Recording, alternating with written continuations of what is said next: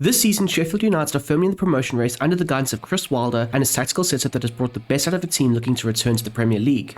Predominantly operating in a 4-2-3-1 formation, Wilder's side displays tactical flexibility, shifting into a 4-4-2 structure when out of possession, while keeping their core principles intact. The manager has instructed a direct, yet purposeful style of play, opting for a counter build-up style, as the team excels in transitional moments. However, their counter-attacking identity doesn't mean that they're devoid of composure in possession, as Sheffield United have also shown the ability to build out from the back using their goalkeeper, and by playing short passes through the thirds before unleashing their attackers with penetrative runs into space. Defensively, the manager has implemented a high line, as the team can look to assert their dominance high up the field, even when out of possession. This pressing intensity is a core part of their identity, with every player expected to contribute to the defensive efforts and maintain pressure across the pitch. In goal, Cooper will be set to a balanced goalkeeper role, as he is actively involved in the early build-up phases, but typically remains on his line during defensive moments. The two centre-halves will be deployed as ball-playing defenders with a defensive focus. They'll look to play a dual role, calmly recycling possession and helping initiate attacking sequences, while also staying alert to their primary defensive responsibilities. The two fullbacks, being Burrows and Sariki, will be set to wing-back roles, as they'll be integral to both attack and defence. Their overlapping runs will stretch the opposition's defensive line, and they often look to deliver crosses or cutbacks into the box. Into the central spaces, and Sousa takes on the ball-winning midfielder role, anchoring the midfield with his strong tackling and ability to break up opposition moves, while Peck on the other hand is given more freedom as a roaming holding midfielder, where he'll be allowed to drift across the pitch to support both the attacking and defensive transitions. On the flanks, Homer will be set to a wide playmaker role with a build-up focus. He tends to drift into the half spaces and combines intelligently with the midfield and fullbacks to facilitate ball progression and chance creation. On the opposite wing, Raksaki is deployed as an inside forward. His pace and ability to cut inside make him a direct goal threat. In the number 10 position, O'Hara is tasked with the playmaker responsibility, as he will be considered the creative engine between the midfield and the attack, often receiving the ball in tight spaces and linking up the play effectively. Onto the man leading the line, and Tyrese Campbell will be set to a complete advance forward. Wilder has given him the license to roam across the front line, holding up the ball effectively and bringing others into play. Campbell can also time his runs to exploit the space in behind, making him the ideal outlet for through balls and lofted passes from deeper areas.